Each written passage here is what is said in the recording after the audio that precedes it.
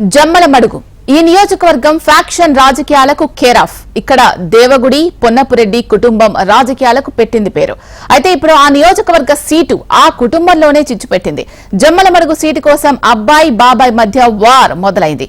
తనకే సీటు ఇవ్వాలని ఇటు బాబాయ్ అటు అబ్బాయి ఇద్దరూ పోటీ పడుతున్నారు. నియోజకవర్గంలో అధికారం కోసం అబ్బాయి భూపేష్ బాబాయ్ ఆదినారాయణ రెడ్డి పట్టుబట్టారు. బాబాయ్ అబ్బాయి కుర్చీ పంచాయతీలో ఇప్పుడు ఆసక్తికర పరిణామం చోటు చేసుకోనుంది. 2019 ఎన్నికల్లో తెలుగుదేశం పార్టీ తరపున బాబాయ్ ఆదినారాయణ రెడ్డి ఎంపీగా పోటీ చేసి ఓడిపోయారు. ఆ ఓటమి అనంతరం బీజేపీ గూటికి చేరారు. కానీ అబ్బాయి భూపేష్ రెడ్డి మాత్రం టీడీపీలో కొనసాగుతున్నారు. 5 ఏళ్లుగా నియోజకవర్గ ఇన్ఛార్జ్ గా కొనసాగుతూ ప్రజల్లో పార్టీ కోసం పనిచేస్తున్నారు. అయితే ఈ ఎన్నికల్లో బీజేపీ తరపున పోటీ చేయాలని ఆదినారాయణ రెడ్డి భావించారు. ఇదిప్పుడు ఆదినారాయణకు ప్లస్ అయింది. టీడీపీ బీజేపీ పొత్తు కుదిరితే జమ్మలమడుగు బీజేపీకి కేటాయించాలని బీజేపీ అధిష్టానం కోరిందట. ఇప్పుడు ఈ ఒప్పందమే ఆ కుటుంబంలో అగ్గి రాజేసింది.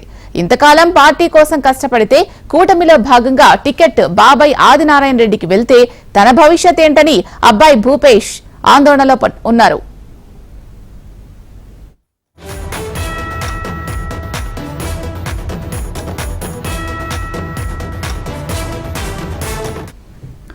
సరిగ్గా ఇక్కడే ఇదే పంచాయతీపై మరో ఆందోళన తెరపైకొచ్చింది.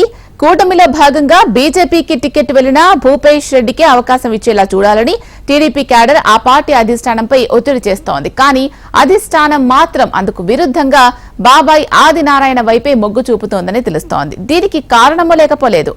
రాయలసీమలో చక్రం తిప్పగలిగిన నేతగా ఆదినారాయణ అయితేనే అధికార పార్టీని బలంగా ఎదుర్కోగలడు అని హైకమాండ్ భావిస్తోందట. ఒకానొక దశలో టీడీపీ బీజేపీ పొత్తు లేకపోయినా ఆదినారాయణను తిరిగి టీడీపీకి తీసుకొచ్చి టికెట్ ఇవ్వాలి అన్న ఆలోచనలో టీడీపీ అధిష్టానం ఉంది అని శ్రేణుల్లో టాక్ కూడా నడుస్తోంది.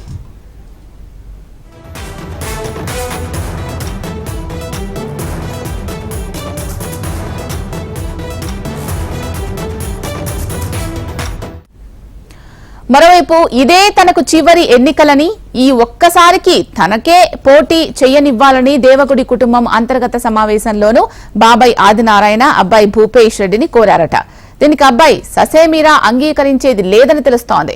దీనిపై ఎటూ తేల్చుకోలేని అధిష్టానం కుటుంబంలోనే సమస్యను పరిష్కరించుకుని రండి అంటూ సూచించింది. మరి జమ్మలమడుగులో చక్రం తిప్పబోయేది బాబాయా అబ్బాయా అన్నది సస్పెన్స్ గానే మిగిలింది. ఈ రోజే ఈ సస్పెన్స్ కు తెరపడే అవకాశం ఉన్నట్లు తెలుస్తోంది.